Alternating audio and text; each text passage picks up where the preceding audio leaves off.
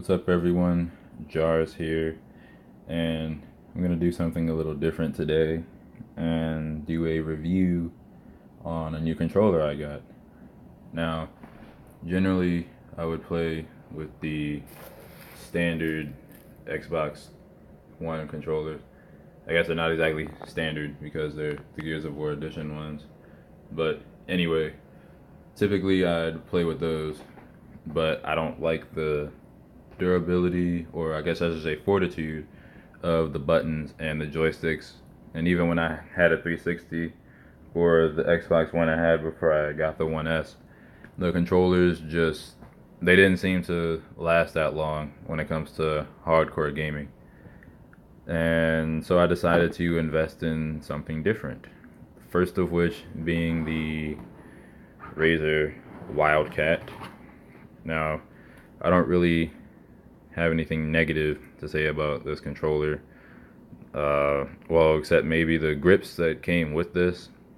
I don't know if I was just holding the controller too hard or if I was just too much of a sweaty, but they didn't really last that long. I had to take them off. This controller comes with green grips that stick to the sides of the controller and allows you to grip the controller better, but as I said, it didn't really last that long. Also, what else? Now I feel like maybe some of the buttons aren't really working. I know my Y button was feeling really sticky last night when I was using it. It didn't seem to have the same amount of, what should I say, distance for when you press it for it to activate, but I can feel a clear difference with the other buttons. I like that the D-pad is divided. I feel like I have less of a chance. If I want to take out my pistol, I'm not accidentally going to get my Lancer or my shotgun. And vice versa, if I want my smoke, I won't accidentally take out a weapon, because these are individual buttons. So if you screw up, then you probably screwed up on your own. The joysticks, they haven't faded or gotten worn. This controller actually came with grips for the joysticks, and they're alright. I've used them seldom, to be honest. They just feel a little too slippery to me. Maybe I just have to get used to them, or I just need another type of grip altogether. If you know any brands, by all means, recommend them, and I'll give them a try. And down at the bottom, there's this extra little assembly down here for your headset. That's how you mute. The last one on the right is for volume.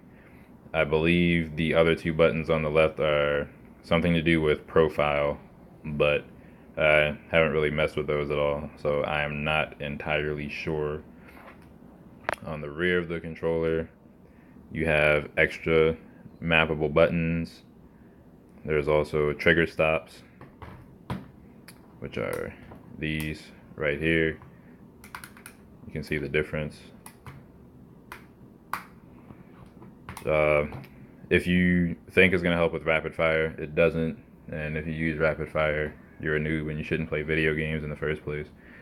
But if you activate the trigger stops, then the trigger, at least on Gears of War, it doesn't really activate. You don't shoot as fast. It'll make you shoot like it's like once every 1.5 seconds or something. You can't just shoot the way you would normally be able to shoot the snub pistol.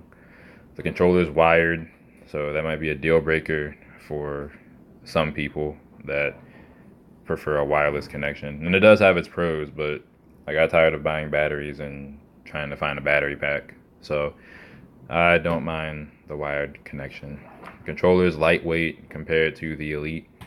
I do not own an Elite controller, but have held one before, one of my friends. And compared to this, it's a little heavier, so it feels like it's more durable, but I don't mind the lightweight feel. Took a little bit getting used to, but it's not bad. Buttons are also clicky, like a mouse. Like if you're clicking the and there goes my controller. But if you're clicking the clickers on a mouse, that's like the same as messing with the buttons here as well. But other than that, I think it's a pretty good controller. I would recommend it. It's less expensive than the one I got today, which is the main reason I am doing this video. Alright, so for the second part of this video, I will be revealing the controller that was actually the first one that I wanted to get, aside from the standard, well, the other Xbox One controllers that I have. But I didn't feel like spending that much money at the time, so I ended up getting the Wildcat first. Also, another reason I'm going with Razer over Scuff or an Xbox Elite controller is I just don't want to spend that much money. If I can still get good quality gaming out of a controller that is a fraction of the price, then to me that just makes sense. I'm sure those other controllers are good. Pros use them. Some people that I play Xbox with use them. But Razer is just my preference. So the one that I got is the Wolverine Tournament Edition. They do have another version that comes with this little, I guess, adapter piece down here, but that was upwards of $150 to $160, and I just said no. My headset can adjust volume and mute itself and everything, so I don't really need all that. Out of the way. So this is the box that it comes in. Kind of similar to the box that the Wildcat came in, except it's a little bigger. So let's get this open. Alright, so upon opening the box, there are some slight similarities between the two. Besides the obvious adapter piece that is missing, buttons on the Wildcat are more vibrant than the buttons on the Wolverine. Some people might say, oh yeah, it's more colorful, let's get this one, and it just looks like bleh, just boring, but it doesn't really matter to me. The joysticks on here have that little indentation, like a target reticle in there. As you can see, these do not. And the directional pad buttons on this one are not colored.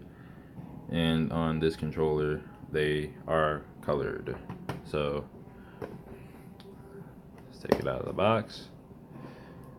Well, right away, I can notice that on the back, it seems to already come with some grip, some gripping down here, and some quote-unquote paddles right here. I won't really be using those because I play claw. I really don't have a need for them, but it's cool, I guess. The controller's still lightweight, not too heavy. Joysticks feel good. Oh, the D-pads are clicky on this one, like the mouse. Like I was saying about this is not like that at all. These are more so like the A, X, Y, and B buttons on here. So that's pretty cool. There's a spot down there to plug the headset into. I was also informed that it lights up the light, the clear line that you see going around the frame of the controller, like that trapezoid shape, lights up. So once I hook it up, we'll see how that goes. Still has the bumpers, still has those other buttons up there near where the cord plugs into the controller. It still has the trigger stops. The trigger stops look different on the Wolverine than they do on the Wildcat. Let's see what else we've got in here. We've got some foam.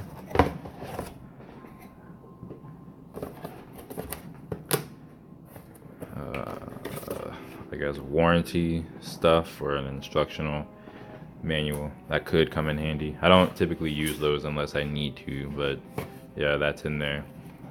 And this is the cord that plugs into the controller.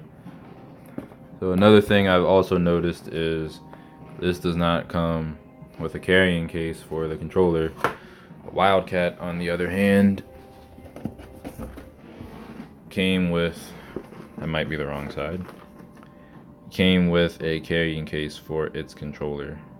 I'm not sure if maybe the Wolverine fits inside, and it does. So the Wolverine fits inside the carrying case that the Wildcat came in, so that's a plus. Well, I guess it's only a plus if you previously had the Wildcat or already have a carrying case for one of these Razer controllers. But yeah, it fits, so I guess that's cool. Alright, so we'll detach this controller right here. Set it off to the side. It's probably crying inside right now, but all for a good cause. Well, yeah, this is the cable. People might want to see that. I don't know if you would consider this braided. Yeah, braided cable. So it's probably more durable than, let's say, something like that, which is just a standard USB cable. So the Wildcat has that as well, if you decide to go with that choice. I'm gonna take these little plastic covers off. This goes into the back of the controller. Again, to reiterate, these controllers are not wireless, so if you prefer a wireless controller, then these, well, more than likely are not going to be for you, unless you're some IT wizard and you can figure it out, but generally speaking, no. So I'm gonna go ahead and hook this up.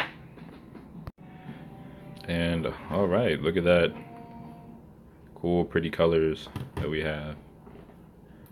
Let's get that for me. All right, so keep hitting the paddles down here unintentionally. I might have to see if I can detach those, because I took them off the Wildcat. I didn't need them, or if I can just make them inactive altogether so I don't accidentally hit anything while I'm playing, or maybe I can just adjust, but we'll see. So there's the rainbow effect. Pretty sure you can edit that to different colors or have it pulsate different ways. The braided cable also came with this rubber strap, so if you want to fold up your cord and you're traveling somewhere, you can strap it up with this and keep everything nice and neat and compacted. But that's about it as far as my review for the controller, unboxing it, how it looks, how it feels. Any questions you have, leave them in the comment section and I will do my best to get back to you. This is Jars. Peace and keep gaming.